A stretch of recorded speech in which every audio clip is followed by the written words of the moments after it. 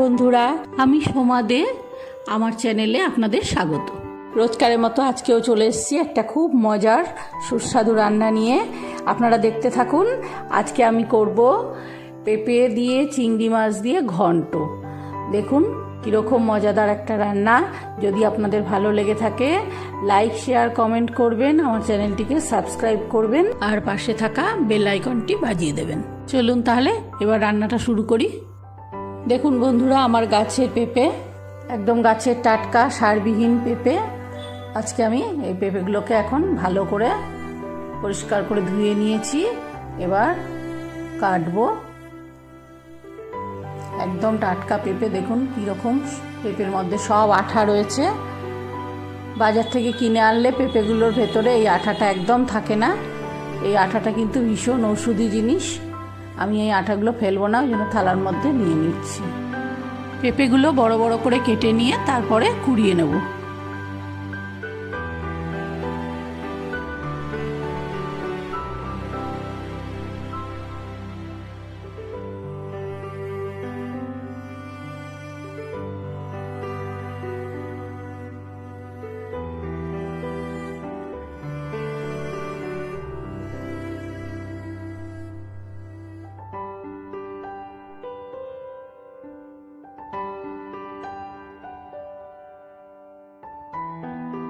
পেঁপেগুলো সব গ্রেটার দিয়ে কুড়িয়ে নিয়েছি।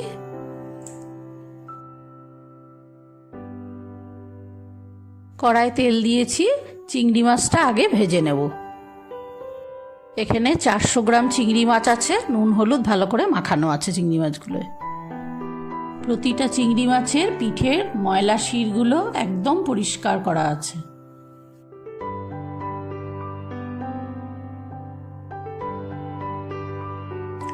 চিংড়ি মাছটা ভাজা হয়ে গেছে, এবার তুলে নিলাম।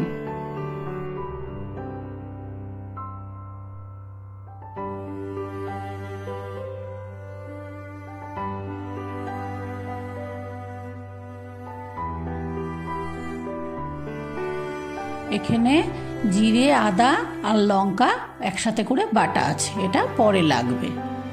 এখন আমি চিংড়ি মাছ ভাজা তেলের মধ্যে জিরে, তেজপাতা আর শুকনো লঙ্কাটা ফোড়ন দিলাম।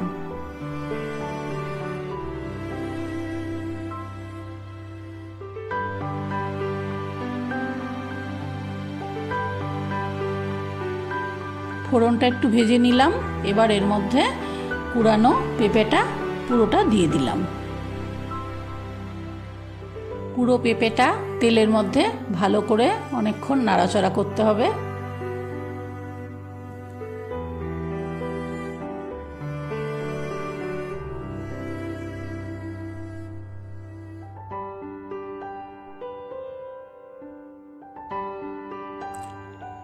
কটা চেরা কাঁচা লঙ্কা দিয়ে দিলাম।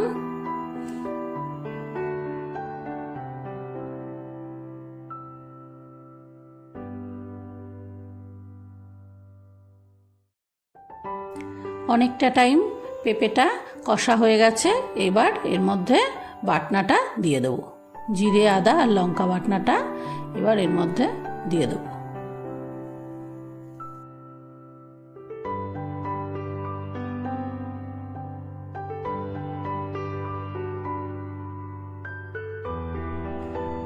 এবার এর মধ্যে ছোট চামচের 1.5 চামচ লবণ দিলাম। লবণ আগে দিইনি, তার কারণ পেঁপে একটু জলা টাইপের জিনিস, তো এটা ভালো করে কষা হওয়ার আগে যদি আমি লবণ দিয়ে দিতাম পেঁপেটা জল জলে লাগতো খেতে। এর মধ্যে 1/2 চামচের একটু বেশি বেশি হলুদ দিয়ে দিলাম। আর বড় চামচের 1 চামচ চিনি দিয়ে দিলাম। এবার নুন, মিষ্টি আর মশলাটার সাথে একসাথে অনেকক্ষণ কষতে হবে।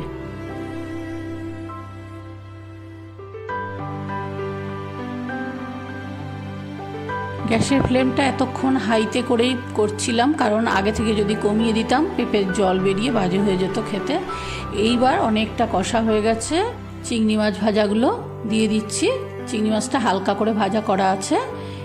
এবার ভালো করে নাড়াচাড়া করে এবার গ্যাসটা সিমে করে দেবো।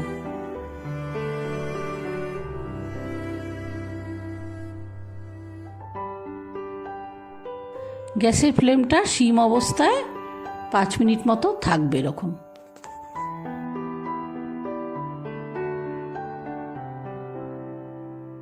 এবার এটা পুরোপুরি হয়ে গেছে। এখানে একটু বেশি পরিমাণেই ধনেপাতা কুচানো আছে। কুচানো ধনেপাতাগুলো এর মধ্যে দিয়ে দিলাম।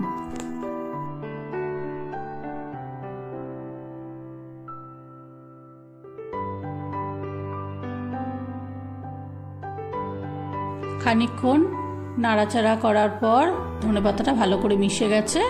এবার এর মধ্যে বড় চামচের 2 চামচ মতো আটা মিশিয়ে দিলাম, দিয়ে নাড়াচাড়া করছি পেঁপেটা যাতে একটু আট থাকে সব সময় রান্না করার পরে। এবার গ্যাসের ফ্লেমটা অফ করে দেব। খানিকক্ষণ কড়াইতে রেখে দিয়েছিলাম। এবার আমি এটা বাটির মধ্যে তুলে ফেলব। বাড়িতে আপনারা অবশ্যই করবেন, খেয়ে দেখবেন কেমন লাগে। খুবই ভালো লাগবে, খুব সুন্দর হয় এই রান্নাটা। মনেই হবে না আপনার যে আপনি পেঁপে খাচ্ছেন। অনেক সময় বাচ্চারা পেঁপে খেতে চায় না বা বাড়ির কেউ পেঁপে খেতে চায় না, তাকে এরম করে করে খাওয়াবেন, খুব ভালো লাগবে। ভিডিওটি ভালো লাগলে লাইক, শেয়ার, কমেন্ট করবেন। আর আমার চ্যানেলটিকে সাবস্ক্রাইব করে আমার পাশে থাকবেন। আর সাবস্ক্রাইব বাটনের পাশে যে বেল আইকনটি আছে ওটা অবশ্যই বাজিয়ে দেবেন, যাতে আমার আপকামিং ভিডিওগুলোর নোটিফিকেশন আপনার কাছে পৌঁছে যায়।